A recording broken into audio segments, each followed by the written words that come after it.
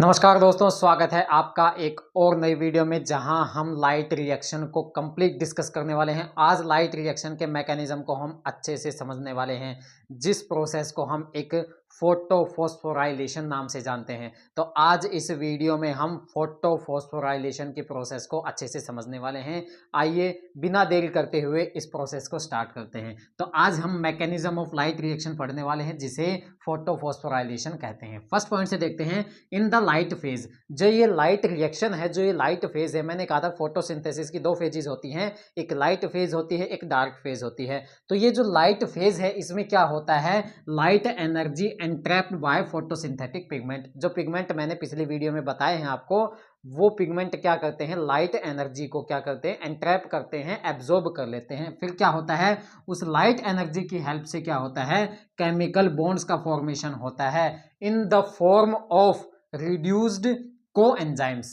मतलब यह है कि जो लाइट एनर्जी को एब्जॉर्ब किया जाएगा, उस लाइट एनर्जी की हेल्प से क्या बनाए जाएंगे, कुछ बॉन्ड्स बनाए जाएंगे, बॉन्ड से बने कुछ प्रोडक्ट बनेंगे, वो जाके आगे डार्क रिएक्शन में यूज होंगे। तो यहाँ पे क्या कहा गया है कि लाइट रिएक्शन में फॉर्मेशन किसका होगा, कुछ रिड्यूस्ड कोएंजाइम्स का फॉर्मेशन होगा, जिन्हें किस नाम से जानते हैं, NADPH और ATP के नाम से जानते हैं। तो लाइट रिएक्शन का अल्टीमेट काम क्या है, लाइट रिएक्शन का काम है formation of NADPH and ATP by the help of sunlight. तो लाइट एनर्जी से क्या बनी, केमिकल एनर्जी बनी। लाइट एनर्जी जो सनलाइट से आ रही है, केमिकल एनर्जी किस फॉर्म में, बॉन्ड्स की फॉर्म में जो एनर्जी होती है, उसे हम केमिकल एनर्जी बोलते हैं। और वो एनर्जी बॉन्ड्स की फॉर्म में कौन से मॉलिक्यूल में प्रेजेंट होती है, वो है NADPH एंड ATP। ये मॉलिक्यूल्स बनेंगे लाइट रिएक्शन के कंप्लीट होने के बाद।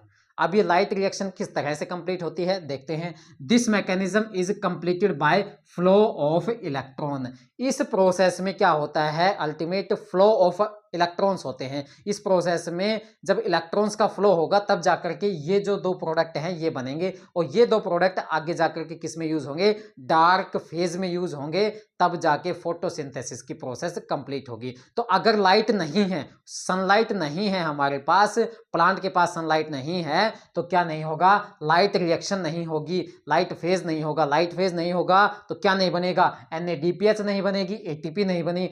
ये दोनों नहीं बनी तो डार्क फेज में ये दोनों की अब्सेंस में कभी भी फोटोसिंथेसिस कंप्लीट नहीं हो सकती। तो यहाँ पे क्या है, this mechanism is completed by flow of electron. Electrons का फ्लो अभी हम इसके मैकेनिज्म में देखेंगे कि इस मैकेनिज्म में फ्लो ऑफ इलेक्ट्रॉन किस तरह से होता है। Known as electron transport chain भी कहा जाता है, कि इलेक्ट्रॉन्स का ट्रांसपोर्ट हो रहा है, एक पॉइंट से दूसरे पॉइंट तक इलेक्ट्रॉन ट्रांसपोर्ट हो रहे हैं, इसीलिए हमने इसको इलेक्ट्रॉन ट्रांसपोर्ट चेन भी बोला। और इस प्रोसेस को दूसरा नाम से भी जाना जाता है, जिसे कहते हैं फोटोफॉस्फोराइलेशन। अब इसको फोटोफॉस्फोराइलेशन क्यों बोला है, देखिए, फोटो मतलब लाइट का यहाँ यूज हो रहा है। फोस्फोराइलेशन का मतलब होता है एडिशन ऑफ फॉस्फेट। फॉस्फोरस जो होता है, इनऑर्गेनिक फॉस्फेट, वो उसका एडिशन होता है। किस में एडिशन होता है, ADP जब होता है, ADP के अंदर जब इनऑर्गेनिक फॉस्फेट ऐड हो जाएगा, तब जाकर के किसका फॉर्मेशन होता है, ATP का फॉर्मेशन होगा।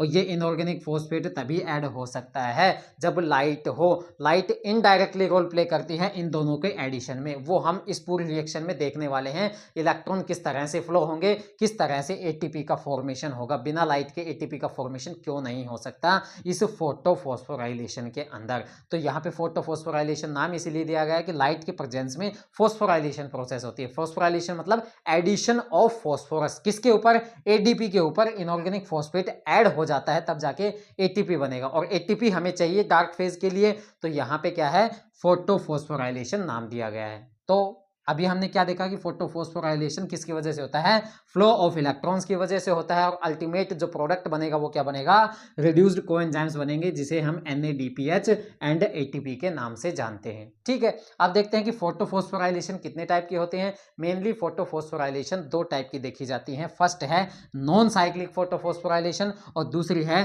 Cyclic photophosphorylation. इसकी कंडीशन बताएंगे आपको कि नॉन साइक्लिक कब होता है और साइक्लिक फोटोफॉस्फोराइलेशन कब होता है। होती है। नॉन साइक्लिक फोटोफॉस्फोराइलेशन को दूसरे नाम से जेड स्कीम से भी जानते हैं। जेड स्कीम का मतलब ये जो नॉन साइक्लिक फोटोफॉस्फोराइलेशन की प्रोसेस जिस हिसाब से चलेगी, ऐसे लगता है कि जेड नाम का आपका अल्फाबेट बन रहा है। इस तरह से आपको स्कीम देखने को मिलेगी, जो रिएक्शन होगी उसकी प्रोसेस देखने को मिलेगी, जो अभी हम नेक्स्ट स्लाइड में करने वाले हैं।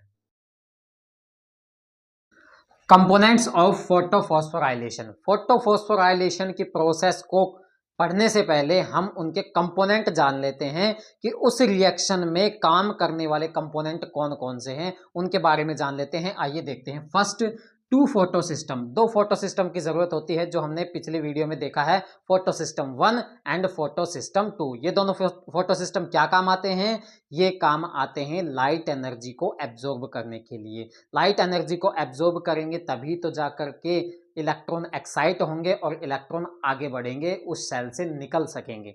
तो यहाँ पे क्या है, पहले तो लाइट को एब्जॉर्ब किया जाएगा। लाइट रिएक्शन में सबसे पहला काम क्या होता है? लाइट का एब्जॉर्प्शन करना होता है। तो इसलिए सबसे पहले रिक्वायरमेंट किसकी होती है? दो फोटो सिस्टम्स की रिक्वायरमेंट होती है। पहला है फोटो सिस्टम 1 और दूसरा है फोटो सिस्टम 2। किसके लिए? For absorption of light. दूसरी रिक्वायरमेंट क्या है? Oxygen evolving complex. Oxygen evolving complex ये एक ऐसा एंजाइम कॉम्प्लेक्स है जहां पे ऑक्सीजन का इवोल्यूशन होता है, ऑक्सीजन इवोल्व होता है। ऑक्सीजन इवोल्व होने का मतलब कि इस कॉम्प्लेक्स में क्या होगा?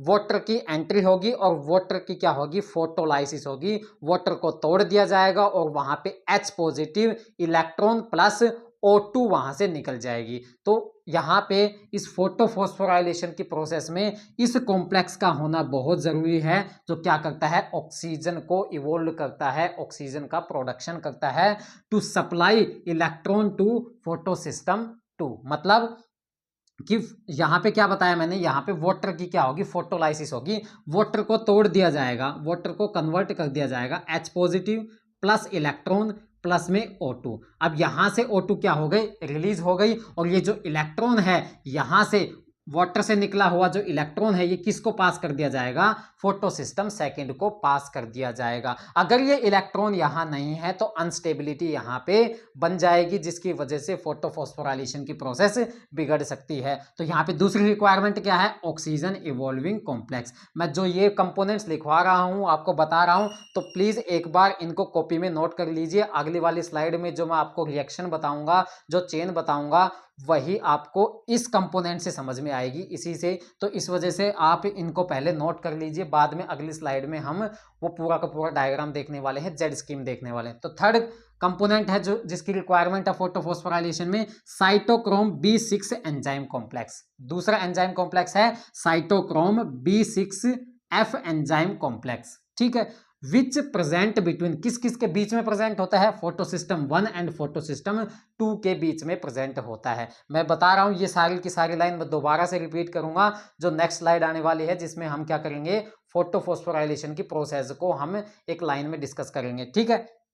अब नेक्स्ट रिक्वायरमेंट देखते हैं, सम मोबाइल कैरियर। मोबाइल कैरियर कौन से होते हैं? ये वो कंपाउंड्स होते हैं, ये वो कंपोनेंट्स होते हैं जो मूव करते रहते हैं। मोबाइल का मतलब होता है मूवमेंट होते रहना। तो ये वो कंपोनेंट हैं जो एक जगह से इलेक्ट्रॉन उठाएंगे और चलते चलते चलते चलते दूसरी जगह जाएंगे और दूसरी जगह इलेक्ट्रॉन को पास कर देंगे। तो उन्हें कहते हैं मोबाइल कैरियर, जो चलते फिरते रहते हैं, एक जगह से इलेक्ट्रॉन उठा के दूसरी जगह पास करते हैं। तो कुछ मोबाइल कैरियर्स की भी जरूरत होती है इस प्रोसेस को कंप्लीट करने के लिए। कौन कौन से? पहला है प्लास्टोक्विनोन, PQ से डिनोट करते हैं। दूसरा है प्लास्टोसाइनिन, जिसको PC से डिनोट किया जाता है। तीसरा है फेरेडोक्सिन, जिसको FD से डिनोट किया जाता है। ये कहां कहां प्रेजेंट होते हैं? प्लास्टोक्विनोन प्रेजेंट होता है किस किस के बीच में? Photo system second and cytochrome B6F complex के बीच में। मतलब कि ये वो कैरियर है, ये वो कैरियर है। इलेक्ट्रॉन कहां से उठाएगा? फोटो सिस्टम सेकंड से उठाएगा और किसको पास कर देगा? पास कर देगा साइटोक्रोम B6F कॉम्प्लेक्स को पास कर देगा। तो ये एक मोबाइल कैरियर है, ये घूमता फिरता कैरियर है, घूमता फिरता कंपोनेंट है, जो इलेक्ट्रॉन्स को पास करेगा कहां? किस किस के बीच में? ये बिटवीन लिख रखा है, between photo system second and cytochrome B6F complex. Cytochrome B6F complex को इलेक्ट्रॉन दे देगा, पर उठाएगा कहां से? उठाएगा कहां से? फोटो सिस्टम सेकंड से उठाएगा। दूसरा देखते हैं मोबाइल कैरियर प्लास्टोसाइनिन। ये कहां प्रेजेंट होता है? ये प्रेजेंट होता है between cytochrome B6F and photo system second. अब देखो, फोटो सिस्टम सेकंड से इलेक्ट्रॉन लिए, किसने लिए? प्लास्टोक्विनोन ने। दिए किसको? इसने दिए साइटोक्रोम B6F को। अब B6F से इलेक्ट्रॉन किसने उठाया? प्लास्टोसाइनिन ने। इसने किसको दे दिए? फिर दे दिए फोटोसिस्टम फर्स्ट को। ठीक है, अब यहां से भी उठाने वाला कोई चाहिए, वो भी एक मोबाइल कैरियर होगा, उसका नाम है फेराडोक्सिन। फेराडोक्सिन फोटोसिस्टम 1 से क्या उठाएगा? इलेक्ट्रॉन उठाएगा। फिर किसको प्रोवाइड कर देगा? ये यहां पे देखो मैंने बिटवीन लिख रखा है photosystem 1 and NADP positive reductase, मतलब ये फोटोसिस्टम 1 से इलेक्ट्रॉन उठाएगा कौन? फेराडोक्सिन। और किसको प्रोवाइड कर देगा? इस एंजाइम को प्रोवाइड कर देगा, NADP रिडक्टेज को प्रोवाइड कर देगा, जो क्या करेगा? NADP को कन्वर्ट कर देगा NADPH, जो हमारा लाइट रिएक्शन का अल्टीमेट प्रोडक्ट है। तो इस तरह से इलेक्ट्रॉन्स का मूवमेंट होता है, जो अभी हम बताने वाले हैं। अब नेक्स्ट देखते हैं क्या रिक्वायरमेंट होती है। एंजाइम कॉम्प्लेक्स की रिक्वायरमेंट होगी। कौन से एंजाइम कॉम्प्लेक्स की? जो कन्वर्ट करेगा NADP को NADPH के अंदर कन्वर्ट करने वाले एंजाइम को हम क्या बोलते हैं? फेराडोक्सिन NADP ऑक्सीडो रिडक्टेज, ये एंजाइम का पूरा नाम है, जो NADP को कन्वर्ट कर देगा NADPH में। तो ये एंजाइम यहां यूज होगा। इस एंजाइम को क्या बोला जाता है? Ferredoxin NADP oxido reductase. ये एंजाइम किस तरह से काम करेगा वो भी बताएंगे। नेक्स्ट रिक्वायरमेंट है ATPase की। ATPase यहां पे मैंने बताया NADPH तो बन गया, अब जरूरत किसकी है? ATP बनाने की है। तो उसके लिए भी एक कॉम्प्लेक्स होता है जिसे हम बोलते हैं ATPase, जो क्या करता है? ATP का जनरेशन करता है, ATP का प्रोडक्शन करता है। मैं अब दोबारा से रिपीट करता हूं कौन कौन सी रिक्वायरमेंट है, कौन कौन से कंपोनेंट की जरूरत होती है फोटोफॉस्फोराइलेशन में। पहला फोटो सिस्टम्स की जरूरत होगी, photo system 1 and photo system 2। फिर दूसरा जरूरत होगी ऑक्सीजन इवॉल्विंग कॉम्प्लेक्स की, जो क्या करेगी? इलेक्ट्रॉन्स की कमी को पूरा करेगी। वाटर की फोटोलाइसिस की वजह से इलेक्ट्रॉन वहां से निकलेंगे। ठीक है, और ऑक्सीजन का इवोल्यूशन होगा। थर्ड देखते हैं, साइटोक्रोम B6F एंजाइम कॉम्प्लेक्स की जरूरत होगी, जो कहां होगा? फोटोसिस्टम 1 और 2 के बीच में प्रेजेंट होगा।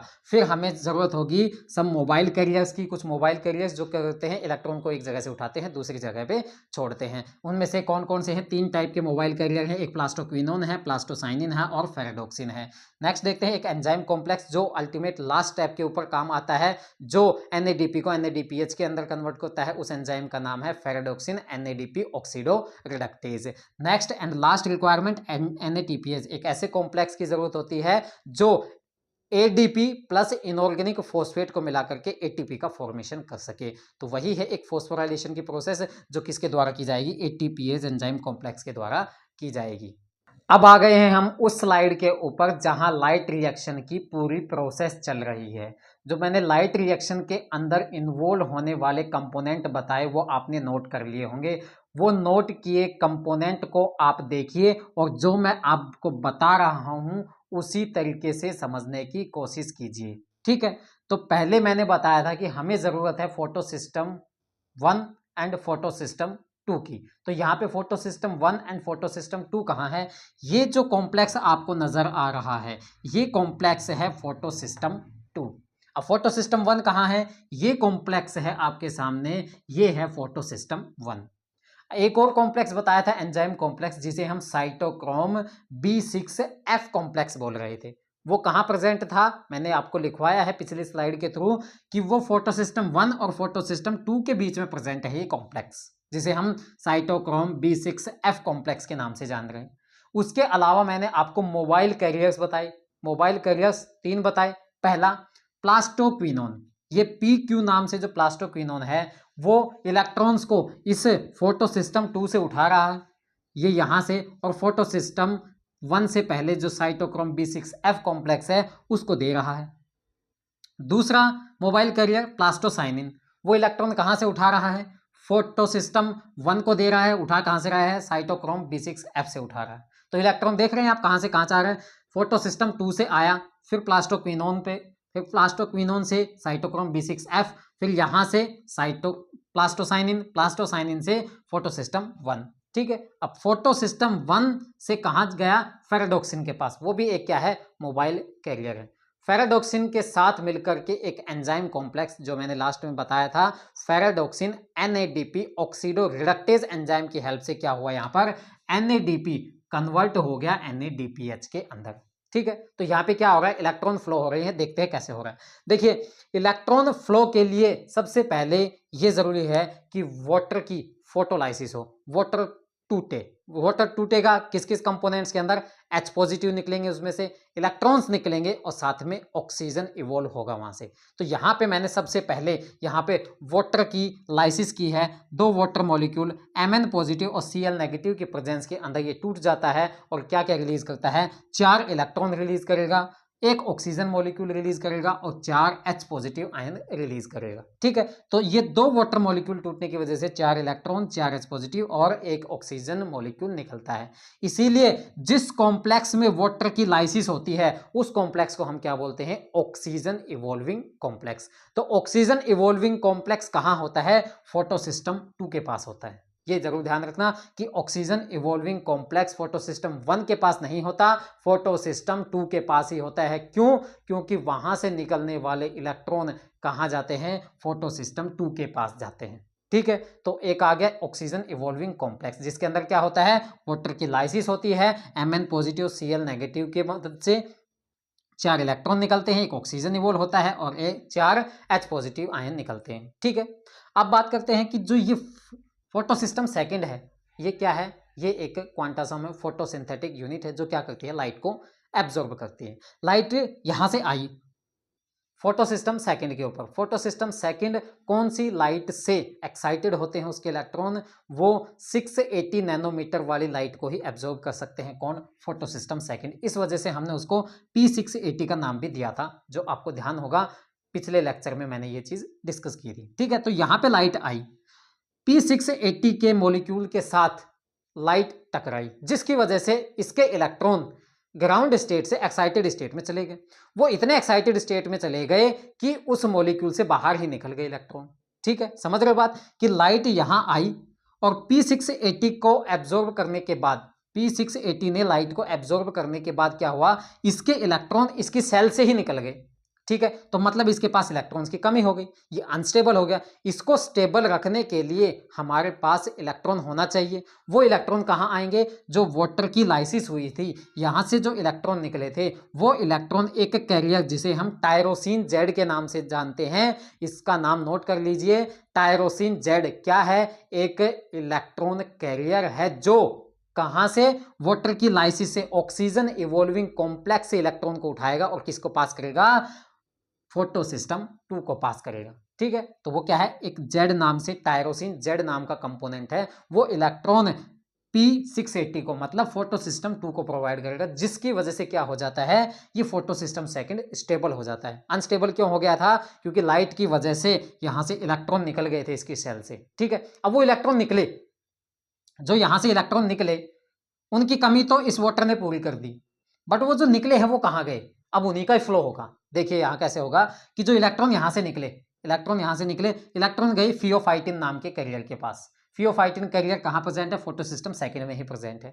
अब यहां से फियोफाइटिन ने 2 इलेक्ट्रॉन को रिसीव कर लिया और रिसीव करने के बाद आगे पास कर दिया, किसको, क्यू नाम के एक कैरियर ने, क्यू नाम के एक कैरियर ने क्या किया, इलेक्ट्रॉन को रिसीव कर लिया, किससे, फियोफाइटिन से। और ये क्यू नाम के कैरियर कहां प्रेजेंट है, फोटोसिस्टम सेकंड में ही प्रेजेंट है। अब ये फोटोसिस्टम सेकंड के अंदर ही चल रहा है। ठीक है, फोटोसिस्टम सेकंड के अंदर कहां हुआ, P680 से इलेक्ट्रॉन निकले, फियोफाइटिन के पास गए, फियोफाइटिन से क्यू के पास गए, क्यू ए जो होता है वो इलेक्ट्रॉन लेता है और किसके अंदर कन्वर्ट हो जाता है, क्यू बी के अंदर कन्वर्ट हो जाता है। ठीक है, अब क्यू बी के पास इलेक्ट्रॉन है, क्यू बी इलेक्ट्रॉन किसको पास करेगी, प्लास्टोक्विनोन के पास। प्लास्टोक्विनोन क्या है, एक थाइलाकोइड मेम्ब्रेन के अंदर ही चलता हुआ क्या, मोबाइल कैरियर। ये जो मैंने लाइन बनाई है, ये क्या है, ये अंदर का जो माहौल आपको दिख रहा है, ये फोटोसिस्टम 1, 2 और साइटोक्रोम B6F कॉम्प्लेक्स, ये सारे कहाँ हैं, ये एक थाइलाकोइड मेम्ब्रेन के अंदर हैं। क्लोरोप्लास्ट में मैंने आपको थाइलाकोइड बताए थे, ग्रेना थाइलाकोइड, स्टोमा थाइलाकोइड, ये क्या हैं, उनके अंदर ही प्रेजेंट हैं ये सारे सिस्टम। ठीक है, उस मेम्ब्रेन के अंदर ही प्रेजेंट है। उस मेम्ब्रेन के अंदर जाएं तो थाइलाकोइड का ल्यूमन आ जाता है, थाइलाकोइड के अंदर का जो पार्ट आ जाता है वो ल्यूमन आता है। ये जो वाटर की लाइसिस हो रही है वो ल्यूमन में हो रही है, थाइलाकोइड के ल्यूमन में हो रही है। और थाइलाकोइड के बाहर क्या है, क्लोरोप्लास्ट का स्ट्रोमा है, तो यहाँ पे स्ट्रोमा लिखा हुआ है। ठीक है, तो यहाँ पे क्या चीज है, देखो कि जेड से इलेक्ट्रॉन इसको मिल गए, ये स्टेबल हो गया और आगे दो दो इलेक्ट्रॉन पास करते चले गए। इलेक्ट्रॉन कहाँ पहुंच गए? एक मोबाइल कैरियर के पास पहुंच गए। मोबाइल कैरियर कौन सा? जो फोटोसिस्टम सेकंड और साइटोक्रोम B6F कॉम्प्लेक्स के बीच में है। इसने क्या किया? इसने किया दो इलेक्ट्रॉन को यहां से रिसीव किया और साथ के साथ बाहर स्ट्रोमा से दो H पॉजिटिव आयन को भी रिसीव कर लिया। फिर जो प्लास्टोक्विनोन था किसके अंदर कन्वर्ट हो गया? प्लास्टोहाइड्रोक्विनोन के अंदर कन्वर्ट हो गया। PQH2 के अंदर कन्वर्ट हो गया, दो इलेक्ट्रॉन और दो H पॉजिटिव के साथ मिलकर के PQ कन्वर्ट हो गया PQH2 के अंदर। फिर क्या हुआ? इसने अपने इलेक्ट्रॉन भी त्याग दिए और H पॉजिटिव आयन भी त्याग दिए। तो H पॉजिटिव आयन तो इसने थाइलाकोइड के ल्यूमन में छोड़ दिए और जो दो इलेक्ट्रॉन थे वो किसको पास कर दिए? साइटोक्रोम B6F कॉम्प्लेक्स को पास कर दिए। ठीक है, नेक्स्ट देखते हैं। तो साइटोक्रोम B6F कॉम्प्लेक्स के पास दो इलेक्ट्रॉन आ गए, फिर ये आगे दूसरे को ट्रांसपोर्ट कर देगा। अब यहाँ पे ट्रांसफर होगा प्लास्टोसाइनिन के पास। यहां से दो इलेक्ट्रॉन निकले, किसके पास चले गए? एक और मोबाइल कैरियर जो थाइलाकोइड मेम्ब्रेन में प्रेजेंट है, जिसे हम प्लास्टोसाइनिन बोलते हैं। वो किस किस बीच में प्रेजेंट होता है? साइटोक्रोम B6F कॉम्प्लेक्स और फोटोसिस्टम 1 के बीच में प्रेजेंट होता है। ये चीजें आप जरूर ध्यान रखना कि कौन सा मोबाइल कैरियर किस कंपोनेंट के बीच में है, कौन से कॉम्प्लेक्स के बीच में है। ये क्वेश्चन आपसे पूछे जा सकते हैं। ठीक है, तो प्लास्टोसाइनिन के पास दो इलेक्ट्रॉन आ गए। ये दो इलेक्ट्रॉन इससे झिले नहीं, इसने आगे पास कर दिए। आगे किससे पास किए? देखो कि यहां पे आ जाता है फोटोसिस्टम 1। यहां फोटोसिस्टम सेकंड को 680 नैनोमीटर की लाइट मिली, तब जाके एक्साइट होकर के दो इलेक्ट्रॉन अपने सेल से बाहर कर दिए।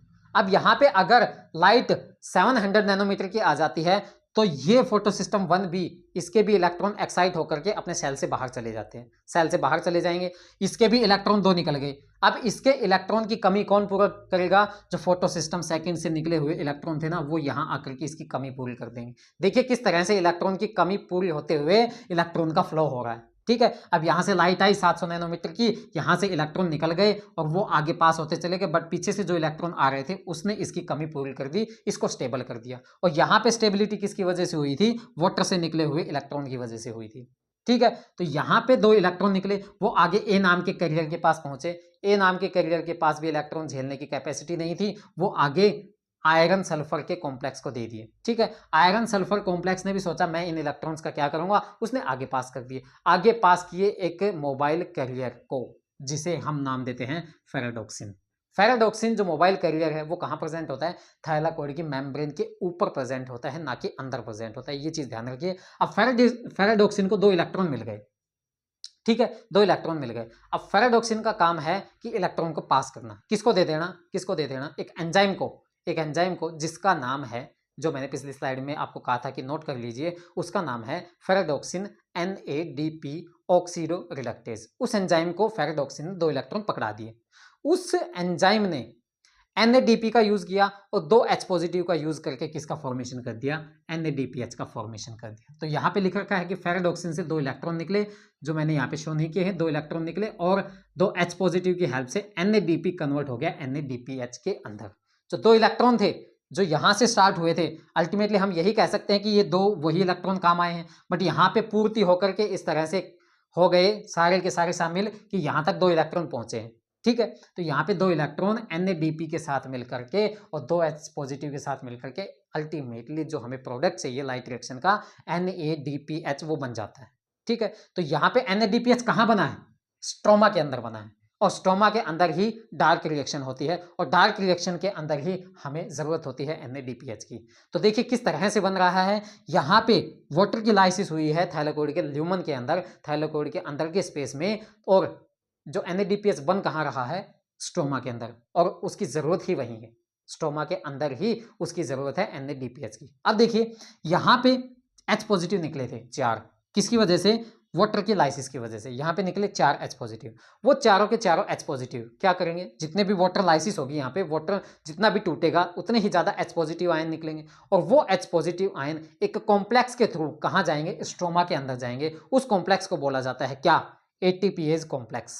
Next complex ATPase complex. ये कॉम्प्लेक्स क्या करता है? यहां से हाइड्रोजन आयन उठे, H पॉजिटिव आयन यहां से उठे, इसके थ्रू बाहर चले गए। ठीक है, इसके थ्रू बाहर चले गए कहां? स्ट्रोमा के अंदर। ठीक है, जैसे ही H पॉजिटिव आयन इस कॉम्प्लेक्स से निकलता है, ये कॉम्प्लेक्स क्या होता है? रोटेट होता है। जैसे मशीन नहीं घूमती है कि हमें ऑयल दे देते हैं, जैसे कि बाइक होती है, बाइक के अंदर ऑयल डाल देते हैं तो इंजन मूव करता है। उसी तरह जैसे ही H पॉजिटिव आयन इस कॉम्प्लेक्स के थ्रू पास होता है तो ये मोटर की तरह घूमने स्टार्ट कर देता है और उसका काम होता है बाहर स्ट्रोमा के अंदर ADP प्लस में इनऑर्गेनिक फॉस्फेट जो है उसका यूज करके ATP का फॉर्मेशन करना। ठीक है, जैसे नहीं होता है कि बिजली का फॉर्मेशन होता है, ठीक है, उसी तरह ये मशीन चलेगी। कब चलेगी? जब H पॉजिटिव आयन इसके थ्रू पास होंगे। और जैसे ही ये मशीन चली, उस मशीन का नाम क्या है?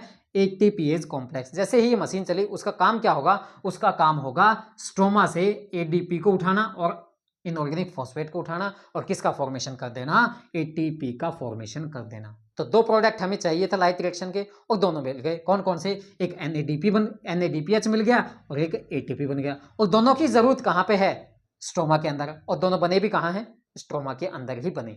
अब देखिए जो H पॉजिटिव यहां से निकले हैं, कुछ H पॉजिटिव तो यूज हो जाएंगे कहाँ? NADP से NADPH कन्वर्ट होने के लिए कुछ H पॉजिटिव यहाँ पे यूज हो गए और कुछ H पॉजिटिव कहाँ यूज होंगे? जो यहाँ पे जो मोबाइल कैरियर था, जो प्लास्टोक्विनोन किसके अंदर कन्वर्ट हुआ था? प्लास्टोहाइड्रोक्विनोन के अंदर कन्वर्ट हुआ था। वो H पॉजिटिव कहाँ से आते हैं? इस स्ट्रोमा से ही आते हैं। इस तरह से H पॉजिटिव आयन का भी क्या चलता रहता है? रोटेशन चलता रहता है, रिवोल्यूशन चलता रहता है और उसी के साथ साथ जो इलेक्ट्रॉन वाटर से निकलते हैं उन इलेक्ट्रॉन का भी ट्रांसपोर्ट होता रहता है। ठीक है, तो H पॉजिटिव के आयन की वजह से तो क्या बने? ATP बने और H positive ion and electron की वजह से, दोनों की वजह से क्या बने? NADPH बना। तो ये है आपके लिए, आपके सामने नॉन साइक्लिक फोटोफॉस्फोराइलेशन प्रोसेस। देखिए नॉन साइक्लिक है, कोई भी ऐसा स्टेप नहीं है कि जहां से शुरू हुआ वहां पे खत्म हो गया। ठीक है, तो ये एक नॉन साइक्लिक फोटोफॉस्फोराइलेशन है जिसके अंदर फोटोसिस्टम 1 एंड फोटोसिस्टम दोनों ही काम करते हैं एक साथ। बट जो साइक्लिक फोटोफॉस्फोराइलेशन होता है उसमें सिर्फ और सिर्फ फोटोसिस्टम 1 ही काम करता है, वहां पे फोटोसिस्टम 2 काम नहीं करता। ठीक है, तो यहां पे देखो कि जेड स्कीम कैसे हमने बताई इसको। जेड स्कीम कैसे होती? इस तरह से होती है। देखो यहां से चला, यहां पहुंचा और फिर यहां वापस। इस तरह से जेड स्कीम कहते हैं इसको। किसको? Non cyclic photophosphorylation. मैं दोबारा से आपके सामने रिपीट कर देता हूं, अगर आपको समझने, मैंने अपनी तरफ से अच्छी कोशिश की है कि आपको समझ में आए। दोबारा से कर देते हैं कि यहाँ पे वाटर का लाइसिस होता है और यहाँ से H पॉजिटिव आयन, इलेक्ट्रॉन्स और ऑक्सीजन यहाँ पे इवोल्व होता है और ये किस कॉम्प्लेक्स में होता है? उस कॉम्प्लेक्स को कहा जाता है ऑक्सीजन इवोल्विंग कॉम्प्लेक्स। और ये कॉम्प्लेक्स कहाँ होता है? फोटोसिस्टम 2 के पास होता है। ठीक है, अब फोटोसिस्टम 2 के पास 680 नैनोमीटर की लाइट आती है जिसकी वजह से इसके इलेक्ट्रॉन इतने एक्साइटेड हो जाते हैं कि वो उसकी सेल से बाहर निकल जाते हैं, जिसकी वजह से P680 क्या हो जाता है? अनस्टेबल हो जाता है। अपने आप को स्टेबल बनाने के लिए वो इलेक्ट्रॉन ले लेता है। किससे? वाटर की लाइसिस से जो इलेक्ट्रॉन निकले थे वो इलेक्ट्रॉन ले लेता है। वो इलेक्ट्रॉन कहाँ से आते हैं? वो इलेक्ट्रॉन देने आता है कौन? एक कैरियर जिसे हम कहते हैं टायरोसिन जेड। इनके नाम ध्यान रखना। टायरोसिन जेड से इसको इलेक्ट्रॉन मिल गए, ये स्टेबल हो गया और वो जो निकले हुए इलेक्ट्रॉन थे वो फ्लो होकर के इस डायरेक्शन में क्या हो गए? फोटोसिस्टम 1 के पास पहुंच गए। फोटोसिस्टम 1 के पास भी क्या, जब 700 नैनोमीटर की लाइट आई तो इसके इलेक्ट्रॉन भी इतने ज़्यादा एक्साइट हो गए कि वो घर से बाहर निकल गए, उसकी सेल से बाहर निकल गए और इसको भी स्टेबल होने के लिए इलेक्ट्रॉन चाहिए थे और जो फोटोसिस्टम 2 से इलेक्ट्रॉन निकले थे वो इसको स्टेबल कर देता है। किसको? फोटोसिस्टम 1 को स्टेबल कर देता है। अब यहाँ से इलेक्ट्रॉन निकले हैं, अब यहाँ से इलेक्ट्रॉन निकलते हैं तो फेराडोक्सिन के पास पहुंचते हैं और फेराडोक्सिन किस एंजाइम का यूज करके? Ferredoxin NADP oxido reductase enzyme का यूज करके, इलेक्ट्रॉन्स का यूज करके और H पॉजिटिव आयन का यूज करके NADP को कन्वर्ट कर देता है NADPH के अंदर। अब यहाँ पे वाटर की वजह से H पॉजिटिव आयन निकले थे और वो H positive ion ATPase complex के थ्रू, उसके थ्रू पास होकर के कहाँ चले जाते हैं? स्ट्रोमा के अंदर चले जाते हैं, जिसकी वजह से ATPase नामक जो मशीन होती है वो घूमने लग जाती है, काम करना स्टार्ट करती है और उसका काम क्या होता है? स्ट्रोमा से ADP और इनऑर्गेनिक फॉस्फेट को लेकर के ATP का फॉर्मेशन कर देती है। और ये है आपके सामने non cyclic photophosphorylation. Non cyclic photophosphorylation हमारा हो गया। अब देखते हैं साइक्लिक फोटोफॉस्फोराइलेशन के बारे में। क्या डिफरेंस है cyclic and non cyclic photophosphorylation के अंदर, वो हम इस स्लाइड में देखने वाले हैं। पहला difference, it involves only photosystem 1। अभी इससे पहले हमने देखा कि नॉन साइक्लिक फोटोफॉस्फोराइलेशन के अंदर फोटोसिस्टम 1 एंड फोटोसिस्टम 2 दोनों का काम होता है, बट साइक्लिक फोटोफॉस्फोराइलेशन के अंदर सिर्फ और सिर्फ फोटोसिस्टम 1 ही काम देगा। फोटोसिस्टम 2 इन्वॉल्व नहीं होगा। किसमें? साइक्लिक वाले में। नेक्स्ट देखते हैं, there is no photo oxidation of water. जब फोटो सिस्टम सेकंड ही नहीं है तो उसके साथ जो ऑक्सीजन इवॉल्विंग कॉम्प्लेक्स होता है वो भी नहीं होगा। जाहिर सी बात है, मैंने कहा था कि ऑक्सीजन इवॉल्विंग कॉम्प्लेक्स जो क्या करता है, वाटर का डिसोसिएशन करके ऑक्सीजन इवॉल्व करता है, साथ में H पॉजिटिव एंड क्या इलेक्ट्रॉन देता है। वो सारी चीजें कब हो रही थी, जब फोटो सिस्टम सेकंड था। जब फोटो सिस्टम सेकंड ही नहीं है साइक्लिक में तो क्या होगा, तो यहाँ पे फोटो ऑक्सीडेशन ऑफ वाटर भी नहीं होगा। ठीक है, नेक्स्ट देखते हैं, नो प्रोडक्शन ऑफ NADPH। ये एक बहुत बड़ी बात है कि जो साइक्लिक फोटोफॉस्फोराइलेशन होता है वहां सिर्फ और सिर्फ ATP का फॉर्मेशन होता है, NADPH का फॉर्मेशन नहीं होता है। और नॉन साइक्लिक के अंदर ATP का भी फॉर्मेशन हो रहा था और NADPH का भी फॉर्मेशन हो रहा था।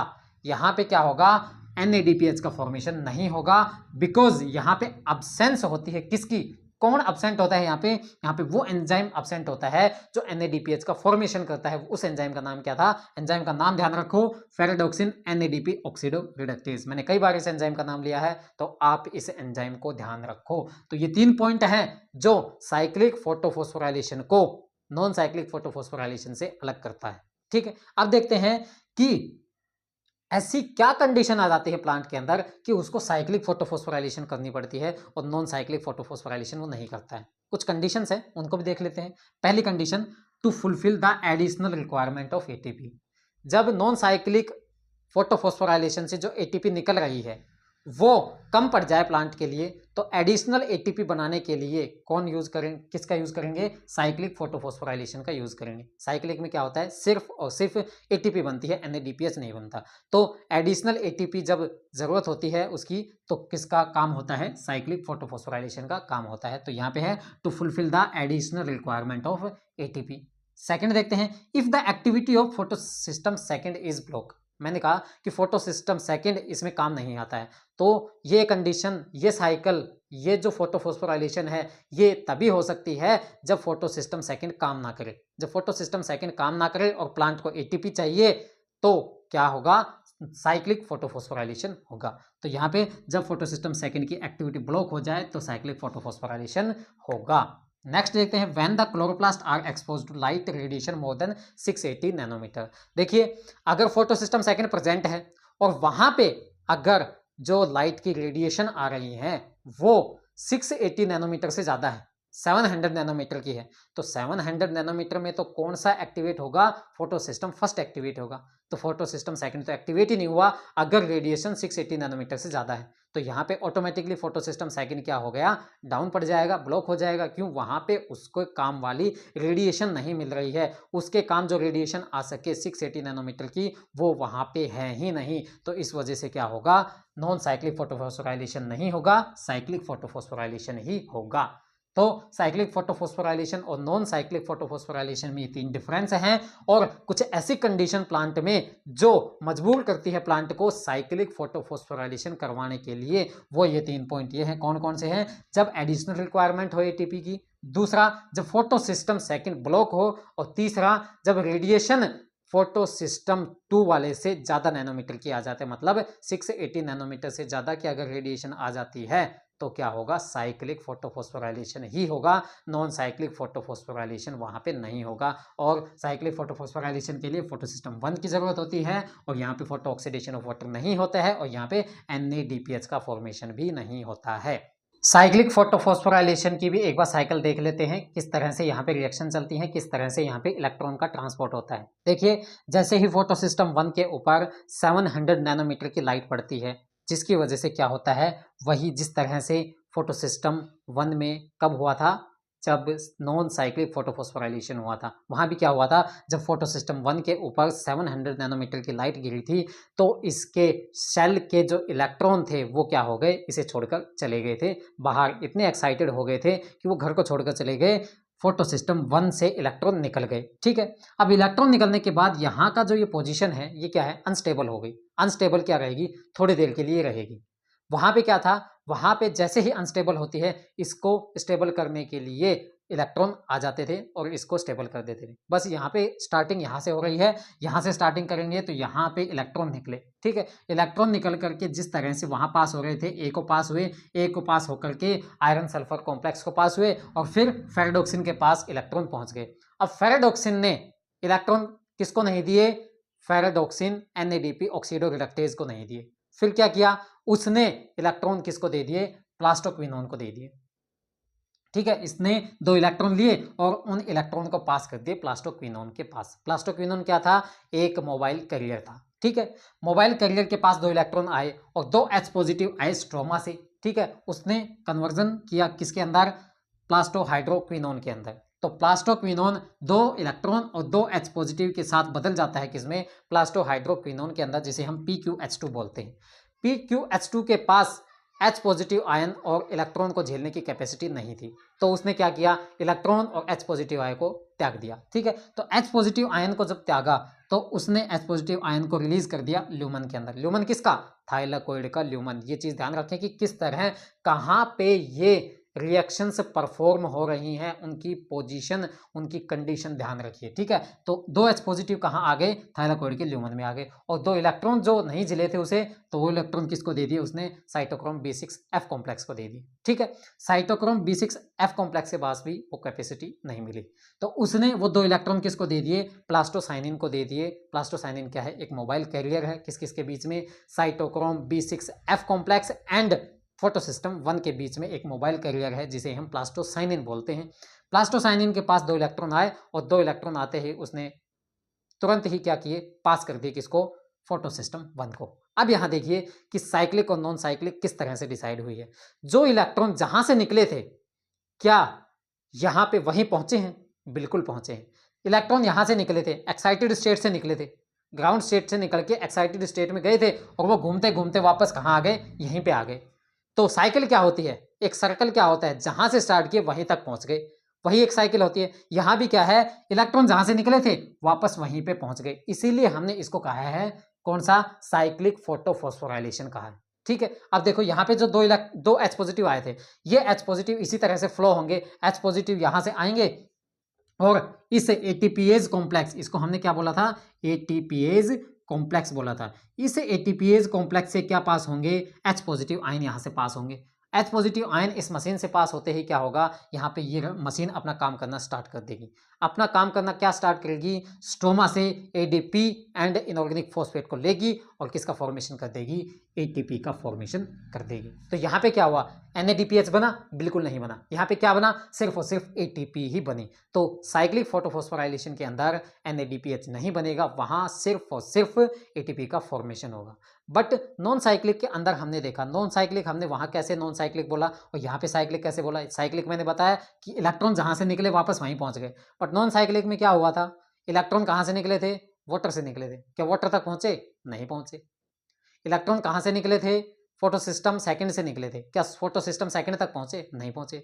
इलेक्ट्रॉन कहां से निकले? फोटोसिस्टम 1 से भी निकले थे। क्या फोटोसिस्टम 1 तक पहुंचे? नहीं पहुंचे। वहां पे क्या था? वाटर से निकले हुए इलेक्ट्रॉन किसने ले लिए थे? फोटोसिस्टम सेकंड ने ले लिए थे।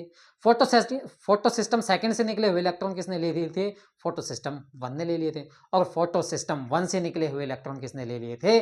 NADP और H पॉजिटिव ने ले लिए थे, जिसकी वजह से NADPH का फॉर्मेशन हुआ था। तो वहां पे जो इलेक्ट्रॉन जहां से निकले थे वहां वापस नहीं पहुंचे, इस वजह से हमने उसको बोला है नॉन साइक्लिक फोटोफॉस्फोराइलेशन। और यहाँ इलेक्ट्रॉन जहां से निकले वहीं पर वापस आकर के बस गए वो इलेक्ट्रॉन, और इसीलिए इसको हमने कहा साइक्लिक फोटोफॉस्फोराइलेशन। तो मेरी तरफ से मैंने पूरी कोशिश की है आज कि फोटोफॉस्फोराइलेशन की प्रोसेस आपको अच्छे से समझ में आए।